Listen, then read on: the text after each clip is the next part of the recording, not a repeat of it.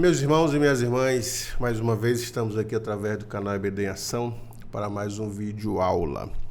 E hoje nós vamos estudar a lição de número 8, datada do dia 25 de fevereiro de 2024, com o título A Disciplina na Igreja. E o texto base é Hebreus capítulo 12, versículo 5.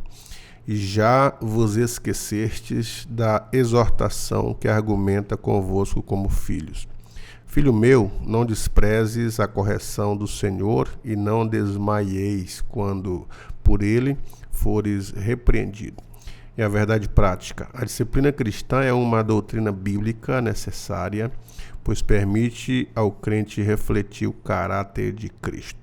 E para debater conosco essa lição, como sempre aqui o evangelista, professor irmão Wesley. A paz do Senhor, irmão Wesley. Paz do Senhor, pastor Gesiel, a paz do Senhor, assinantes do canal EBD em Ação. Deus em Cristo continue abençoando a sua vida, que tenhamos mais uma aula aqui, muito boa e produtiva para a glória do nome do Senhor. Irmão Wesley, hoje a nossa aula é em torno da disciplina na igreja e a necessidade desta disciplina. Então, o primeiro tópico diz que a necessidade da disciplina bíblica, porque Deus é santo, primeiro ponto aí. Então, a santidade de Deus, ela por si não permite o pecado, o erro, e até mesmo por isso que há uma necessidade de exercermos essa disciplina na igreja para a correção, para a santificação dos nossos irmãos, né? Exato. Deus tem esse atributo da santidade. Um de seus atributos é a santidade. Desde a oração do Pai Nosso, quando Jesus nos ensina como devemos nos aproximar em oração desse Deus, a palavra de que o nome dele é santificado, porque ele é um Deus santo, está ali inserida, denotando para nós que a nossa relação é com um Deus que é separado completamente do pecado, um Deus que não pode pecar, um Deus que a sua natureza é justa e santa. É um Deus que é amoroso e age de acordo com esse amor, em bondade, mas também é santo, o que denota a justiça e a santidade do seu caráter. E, portanto, nós devemos considerar isso. A disciplina é necessária na igreja porque se trata de um Deus santo que comprou essa igreja, que a estabeleceu. Um Deus santo requer santidade também do seu povo. E é por isso que a disciplina se aplica nesse ponto, para que o pecado seja tratado, porque trata-se de um Deus santo que nos chamou e que instituiu a igreja. A igreja é santa, esse é o segundo ponto aqui. Então a gente percebe, o próprio texto diz assim: sede santos porque eu sou santo. O texto de 1 Pedro 1,16, né? Sede santos porque eu sou santo. É uma ordem divina. E a gente percebe no Antigo Testamento que o povo de Israel foi separado, foi chamado. Na antiga aliança, Deus instruiu para eles ali as leis cerimoniais, leis morais, leis civis, fazendo com que eles fossem um povo separado, um povo diferente. Isso que é a santidade. Santificação significa isso, separado. Separado do quê? Da prática mundana, do pensamento mundano. É isso que é o termo santidade ou santificação. Então o povo deveria ser separado, enquanto os demais povos ali em volta de Israel tinham seus deuses, eram politeístas, eram polígamos, então o povo de Israel deveria ser separado. Então as leis veio para que eles fossem um povo diferente, um povo separado, que expressa exatamente a santidade. Exato. Quando a igreja é chamada para fora do mundo, é também para ser um povo separado, santo nesse aspecto, não é? Isso, exatamente. Para que ela seja separada desse sistema mundano, que tem o seu modus operandi de acordo com o sistema mundano e, portanto, pecaminoso. Se Deus é santo, a igreja também deve ser, como o senhor muito bem disse aí, que o apóstolo Pedro escreve na sua primeira carta. Esse é um atributo que Deus compartilha dele para conosco. E, portanto, nós devemos também ser santos, visto que o Deus que nos chamou o é. E a palavra santo, como o próprio comentarista da lição vai dizer, significa separado. Existe um exercício que a gente faz mental para entender como nós somos separados. Por exemplo, quando Deus ele instituiu o tabernáculo, houve utensílios ali que foram separados para uso exclusivo do tabernáculo. Eles foram santificados, ou seja, eles foram separados, né, para ser utilizados de forma consagrada inteiramente a Deus. Então, a santificação ao qual o Senhor é e que também devemos ser, é essa santificação de sermos separados desse sistema mundano. O sistema mundano age de uma forma enganosa, mentirosa, que quer levar vantagem em tudo e com trapaças e com desonestidade, por aí vai. A igreja não pode compactuar com esse modus operandi. A igreja deve ser santa e ter o padrão de santidade em toda e qualquer forma ou ação. A igreja deve agir com esse modelo de santidade. Deus jamais ele coadunaria com o pecado para que pudesse realizar qualquer coisa. A igreja também não pode. O cristão também não pode. Se Deus é santo, também nós devemos ser, como diz o apóstolo Pedro, e lembrando que essa é uma ordem apostólica, né, que, portanto, deve ser observada, é imperativo.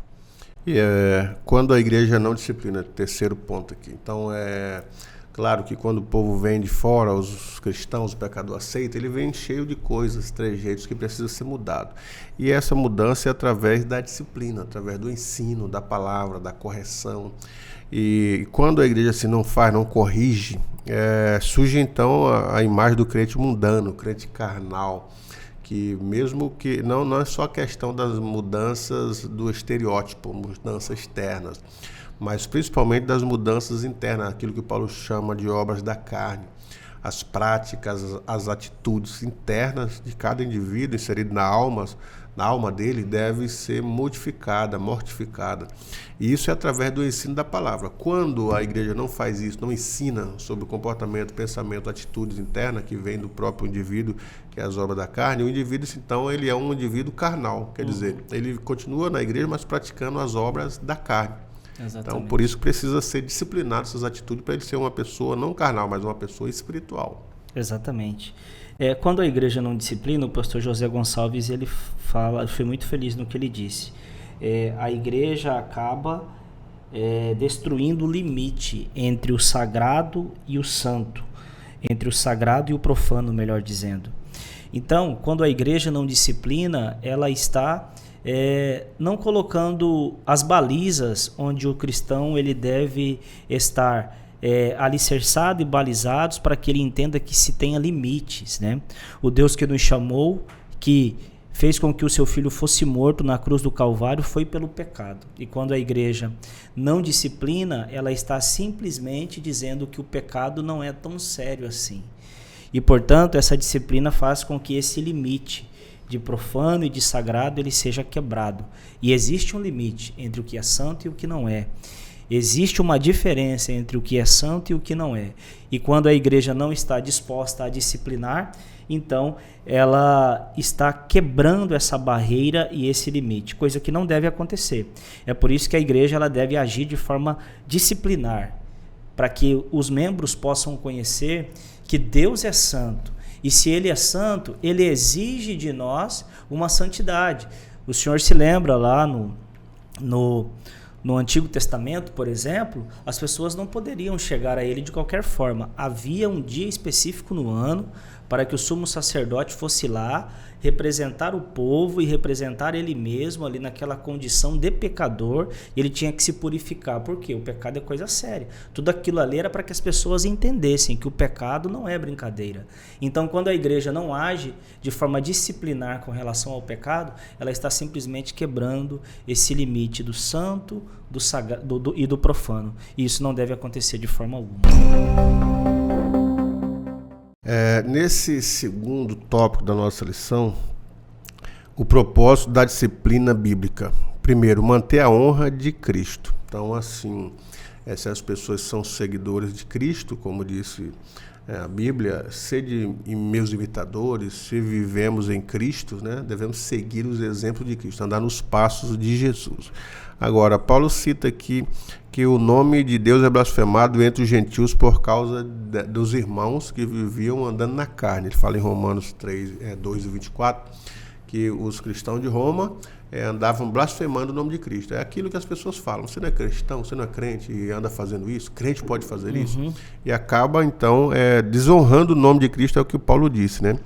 E ele então nos ensina que devemos, os irmãos que errarem, ser chamado a atenção, ser corrigido, ser disciplinado nesse aspecto, trazer disciplina bíblica, dizendo: olha, você errou, isso é pecado o que você fez, e trazer um ensino para que essas pessoas não venham cair novamente nos mesmos erros, mas se arrepender e ser cristão diferente agora a partir de uma correção, né? Exatamente. E por que manter a honra de Cristo? Porque o que Cristo fez por nós na cruz do Calvário foi exatamente por ocasião dos nossos pecados. E Jesus não teve outro motivo que o levou à cruz a não ser o pecado da humanidade, o nosso pecado. E isso é a honra de Cristo, que foi um homem sem pecado, mas sofreu e morreu pelos nossos pecados. E uma vez que estamos mortos para o pecado, porque Cristo foi quem matou esse pecado em nós, quando mantemos essa chama viva do pecado e não agimos com disciplina, nós não estamos mantendo a honra de Cristo. Quando nós consideramos o pecado uma brincadeira, o pecado uma coisa não tão séria, isso também não mantém a honra de Cristo. A igreja mantém a honra de Cristo quando ela age em santidade. O exemplo que o pastor José Gonçalves coloca aqui é daquele irmão de Corinto que estava sendo flagrado coabitando com a mulher do seu próprio pai, ou seja, a sua madrasta, e a igreja estava vendo aquilo e não aplicava nenhum tipo de disciplina no indivíduo. Tudo aquilo ali fazia com que Cristo estivesse morrido em vão, por assim dizer. Por quê? Porque se ele morreu pelo pecado, como pois viveremos nele? É por isso que a disciplina é necessária e ela mantém a honra de Cristo quando nós damos o devido tratamento ao pecado. E nesse caso, a disciplina é um dos tratamentos estabelecidos pela palavra de Deus para utilizar contra as ciladas, as armadilhas do pecado. E nesse segundo ponto aqui, do segundo tópico, a disciplina é para frear o comportamento pecaminoso. Como disse Paulo, um pouco de fermento leveda toda a massa. Então, se alguém pecou e ele não foi corrigido, ele deve ser corrigido para frear ou a continuidade do pecado dele, ou implicar em outros errarem, né? Como o texto da Bíblia diz assim: o que afasta o Espírito Santo da vida de uma pessoa não é o pecado dele, mas a praticidade de pecado, né? Exatamente. Você vê que Sansão, a prática, né, do a pecado. prática, né? Você vê que Sansão, ele pecou a primeira vez, o Espírito continuou nele, vindo sobre ele, foi pecando uma quantidade, a continuidade da prática, até o momento que ele disse: levantarei e vou vencer mais uma vez os filisteus. E o escritor coloca lá: mas não sabia que o Espírito já havia se retirado dele. Também, da mesma forma, Saul, né?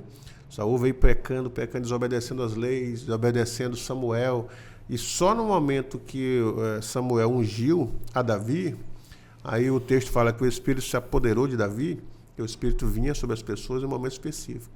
E no mesmo texto fala assim: e o Espírito de Deus se retirou de Saul. Então, quer dizer, a gente deve frear esse comportamento pecaminoso para evitar, né, que o Espírito Santo se afaste das pessoas e também que as demais pessoas sejam contaminadas com esse erro. A prática no pecado exatamente leva, né, a essa questão do Espírito, enfim. E a disciplina para frear o comportamento pecaminoso, ele serve tanto para o pecador quanto para o espectador que está vendo a igreja aplicar a disciplina. O camarada que está sendo disciplinado pelo pecado que cometeu, ele vai entender que existe disciplina e que, portanto, pecando ele novamente, terá que passar por todo esse processo.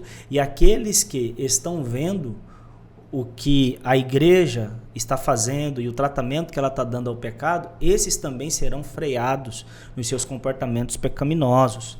E claro que tudo aqui também tem uma questão espiritual, que faz com que as pessoas sejam refreadas no sentido pecaminoso de agir e de fazer. Quando não há esse freio da disciplina, o pecado entra numa liberalidade tal que ele acaba sendo quase que impossível de ser deixado, a não ser que Cristo faça uma obra muito grande na vida da pessoa. Então, quando não há disciplina da parte da igreja pelo pecado de alguém, como estava acontecendo lá em Corinto, a pessoa permanece no pecado. Se a igreja de Corinto não falasse nada para aquele camarada lá, não o excluísse da comunhão, não o separasse do corpo para que não contaminasse todo o corpo, ele ia viver daquela forma lá para sempre. Aí quando a igreja aplicou a disciplina, depois Paulo vai tratar do retorno desse irmão. Perceba como a disciplina freia o comportamento pecaminoso e, portanto, ela é muito importante. Esse terceiro e último ponto do segundo tópico, não tolerar a prática do pecado. Então, assim, a igreja não deve tolerar. Se tem alguém em pecado, né, e principalmente a gente souber, né, sobre isso, porque às vezes o indivíduo peca e a gente não sabe que ele está em pecado.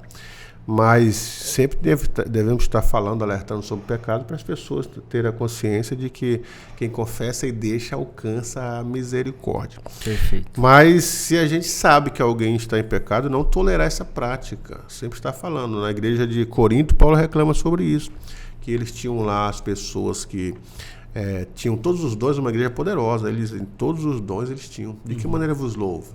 Eu não vou louvar.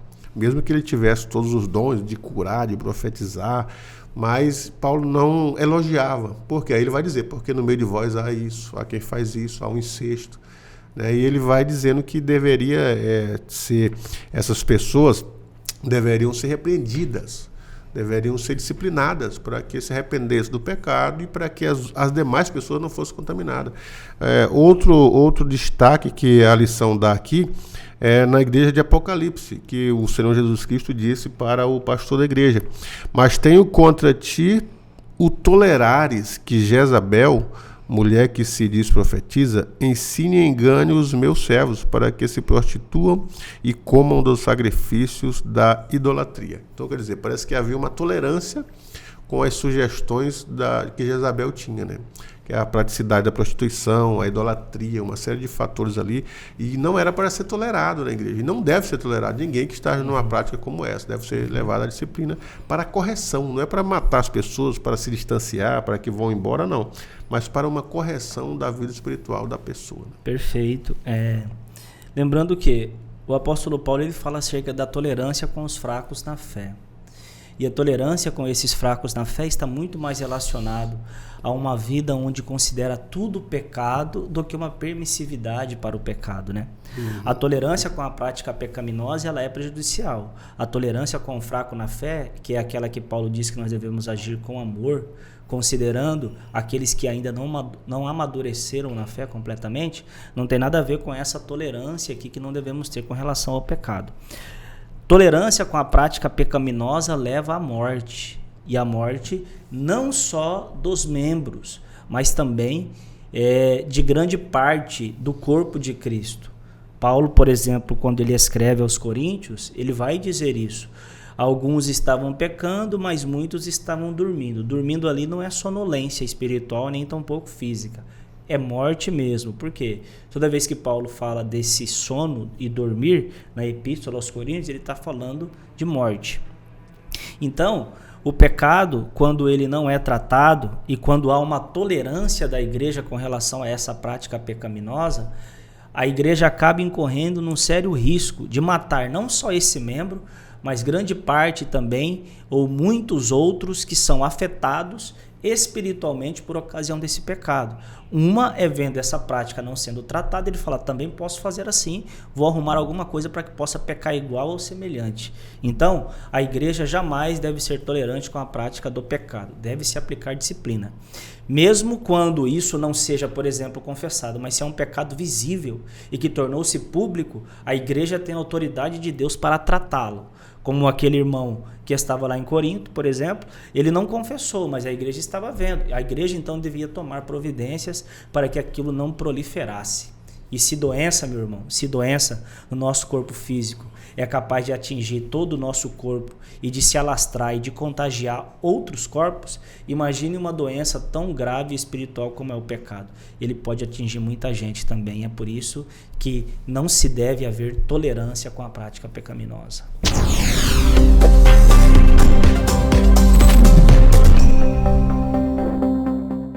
Nesse terceiro tópico da lição, as formas de disciplina bíblica. Aí temos a disciplina como um modo de correção. Então as escrituras mostram a necessidade de sermos corrigidos. A correção contribui para o crescimento, a formação e o caráter cristão. Aí o escritor aqui, o comentarista da lição, cita Hebreus capítulo 12, versículo 7. Por que filho há a quem o pai não corrija? Então assim também é na questão da vida espiritual. Se todos... Se o pai, quando o pai corrige o filho, não é porque ele odeia o filho, quer matá-lo, quer destruí-lo, não.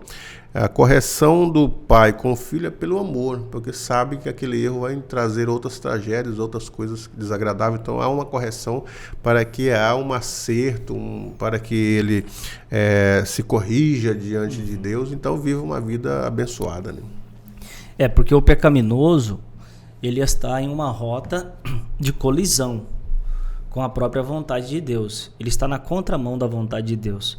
E a disciplina serve ao propósito de corrigir essa rota, para que ele esteja numa rota onde o conduz à vida. O salário do pecado é a morte, mas o dom gratuito de Deus é a vida. E vida com abundância, vida eterna, enfim.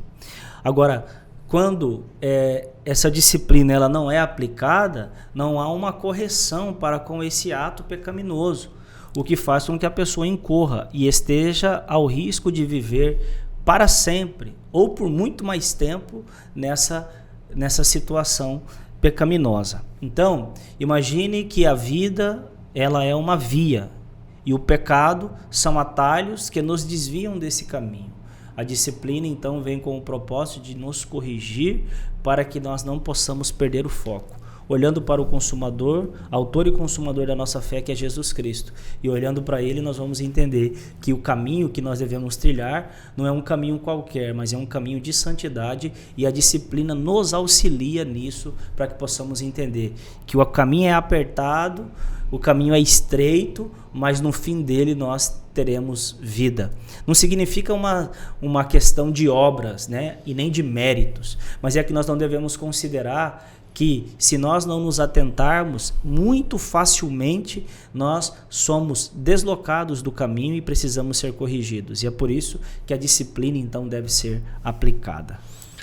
E outra questão também que o comentarista coloca aqui é a situação de Pedro, né? Pedro precisou ser corrigido por Paulo por uma atitude que não era louvável, né? Uhum. Então o texto fala que Paulo repreendeu Pedro porque ele, a lei dizia que não poderia os judeus, que eram pessoas separadas, comer, ou circuncidadas, comer com os gentios, que eram considerados imundos.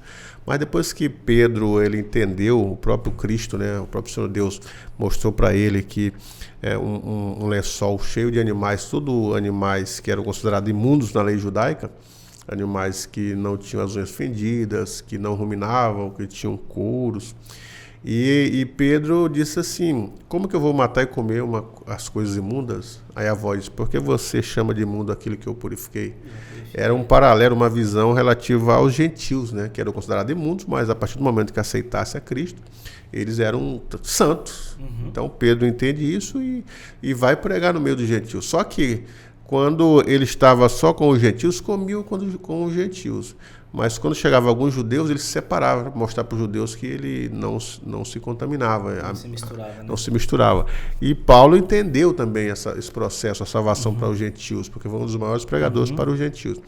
E Paulo então repreendeu ele, a atitude errada, né? Quer dizer, você pensa uma coisa, mas pratica outra, é uma atitude errada. E precisou ser corrigido, e Paulo corrigiu Pedro.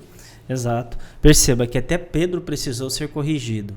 Perceba como a disciplina é algo importante para corrigir o nosso caminho, aquilo que nós estamos fazendo de forma errada, às vezes até com boa vontade, mas boa vontade não deixa de ser pecaminosa e, portanto, precisa de correção.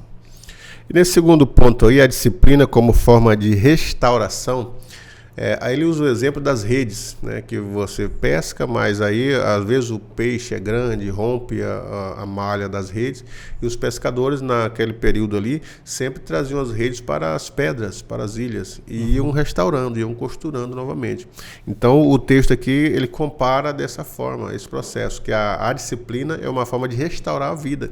Você aplica uma disciplina para alguém, uma correção, até um desligamento. Não é para o indivíduo ir para o mundo de vez, se separar de Deus, morrer espiritualmente, mas é um reparo. A vida espiritual dele ali estava indo bem. Em algum momento houve um pecado.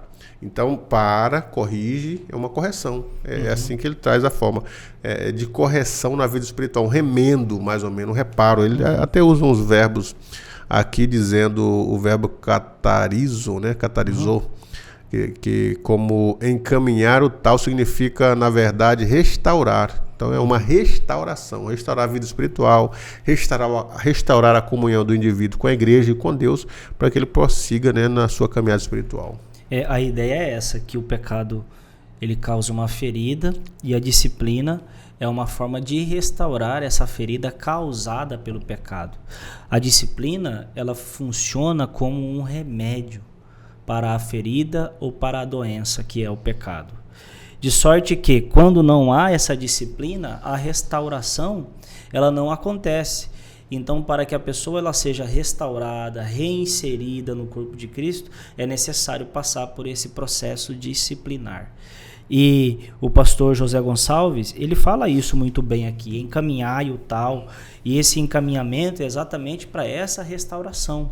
E que se não houver esse tipo de disciplina, a restauração acaba sendo impossível, porque o pecador ele tem que se reconhecer como pecador e estar disposto também a aceitar a disciplina imposta pela igreja, pelos servos de Cristo, para que então esse seja de fato restaurado. Então, é bem verdade isso. A disciplina, ela encaminha o pecador, o que cometeu a prática pecaminosa, para que este seja restaurado. A restauração não é no instalar de dedo, é preciso disciplina, para que então isso aconteça de uma forma onde a restauração seja verdadeira, autêntica.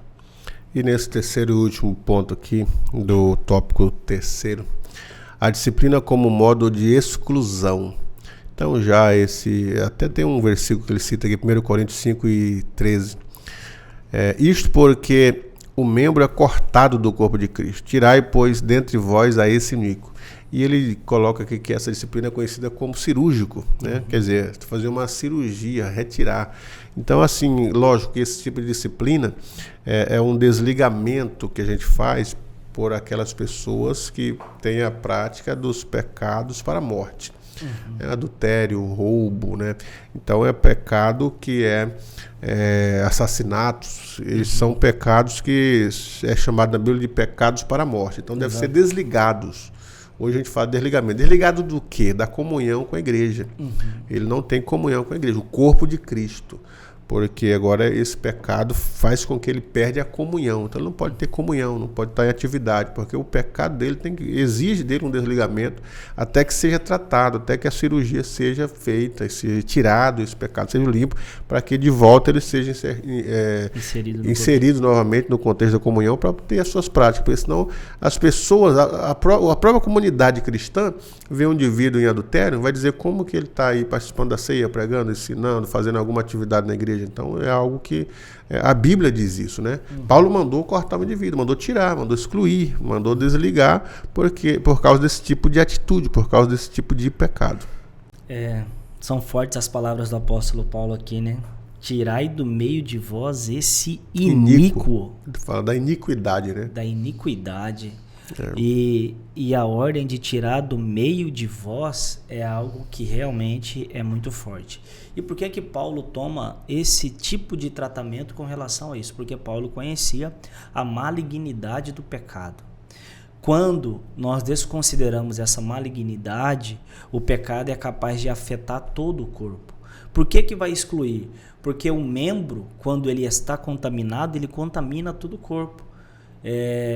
eu já conheço, né? Vocês também, querido assinante que está nos ouvindo aqui nesse dia, você também já deve ter visto casos de pessoas que quando machuca com diabetes é preciso amputar o dedo ou uma parte do corpo para que aquela ferida infecciosa ela não se alastre por todo o corpo. E é nesse sentido que Paulo está tratando aqui desse ponto cirúrgico, porque se o pecado não for tirado, ele vai atingir todo o corpo.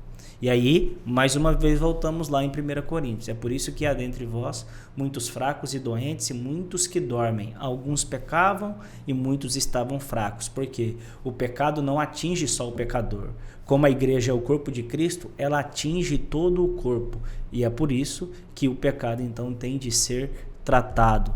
Tem que ser tratado e, dependendo do pecado, tem que haver essa exclusão para que ele seja expelido do corpo no sentido de que ele precisa ali se recompor de forma disciplinar para que ele possa novamente fazer parte do corpo, estando curado, sarado e restaurado.